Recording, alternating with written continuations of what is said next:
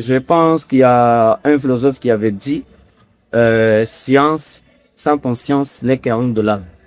Je sens malheureusement que beaucoup de professeurs et beaucoup de maîtres avocats, beaucoup de juristes sont beaucoup plus devenus sentimentaux que réflexionnels.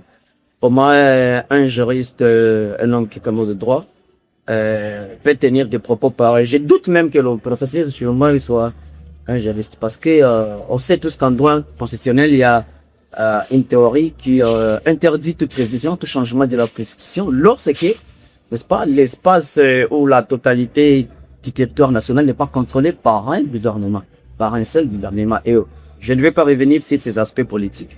Je vais rester dans les droits et nous tous nous savons qu'aujourd'hui, il y a pas un gouvernement qui peut se prévaloir de contrôler, n'est-ce pas, tout le territoire. Il est la République démocratique du Congo. Nous savons ce qui se passe sur le terrain.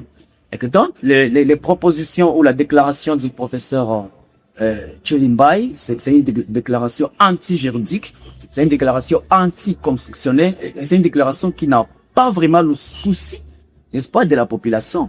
Ce qu'ils ont dit faire, c'est de respecter d'abord l'esprit du préambule de la Constitution, parce que le préambule de la Constitution fait prévaloir la paix.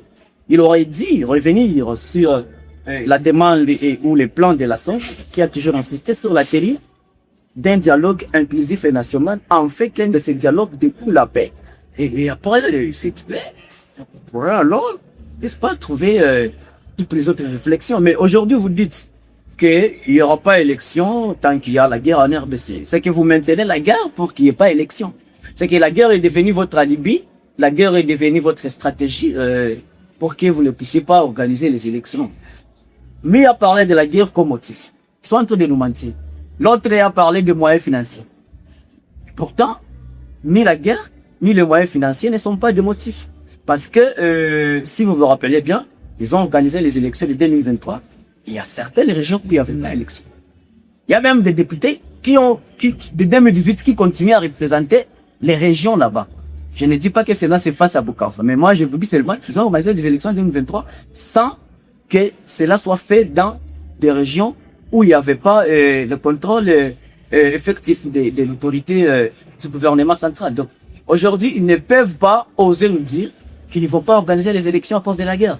Rappelez-vous, on leur avait demandé depuis que la guerre n'était pas encore arrivée ici, qu'elle était encore au Nagan, on avait demandé à ses pouvoirs d'organiser des dialogues.